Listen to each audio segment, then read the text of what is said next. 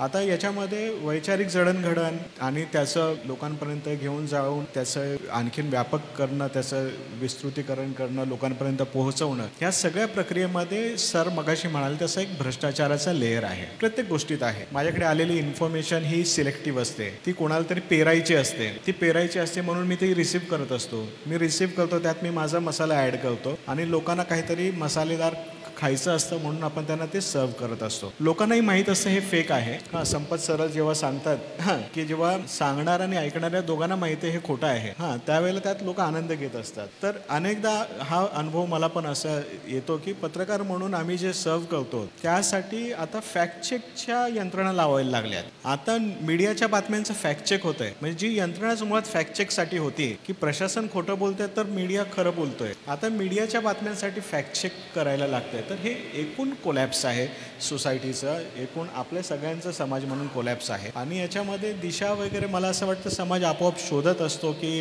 हा तसा कीर्तनाने सुधरत नाही, तसा तमाशाने बिघडत नाही हा समाज, तसा तो आपापल्या जागा शोधतो. आता लोकांनी अल्टरनेट मीडियामधून इन्फ्लुएन्सर्स, आता मीडिया म्हणून कोण राहिलेलं नाही हे पण मी फ्रँकली सांगतो.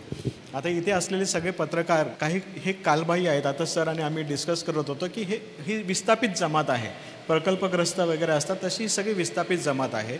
मीडिया ह्या सेक्टरमधून ही सगळी बाहेर पडलेली आहेत, मी सुद्धा बाहेर पडलेलो आहे. ही सगळी विस्थापित लोक आहेत कारण ही जागा नवीन मीडियाने घेतलेली आहे. ती नवीन मीडिया आहे, सोशल मीडिया आहे, ती लोकांची मीडिया आहे. त्यात अनेक इन्फ्लुएन्सर्स हे रिपोर्टर्सपेक्षा जास्त इन्व्हेस्टिगेट करतात. अनेक एक्सपर्ट्स आहेत जे स्वतः थेट मीडियाकडे न जाता ते स्वतःच अनेक गोष्टी एक्सपोज करत असतात. मग अदानीचा स्कॅम करायला मीडिया नाही आला पुढे, अजूनही मीडिया त्यावर लिहित नाही, पण अदानीचा स्कॅम हिंडनबर्ग एक्सपोज करतो, त्यावर अख्खं शेअर मार्केट कोलॅप्स होतं, अनेक मेकॅनिझम कामाला लागतात, त्याच्यावर कोणी मीडिया बोलत नाही. मीडिया करप्ट आहे, मीडिया संपलेली आहे. आणि पोपट मेलाय हे सांगण्याचं धारिष्ट्य कोणामध्ये नाही. हा पोपट कधीच मेलाय, तो 2014लाच मेला अशातला भाग नाही, याच्या आधीच मेला आहे तो.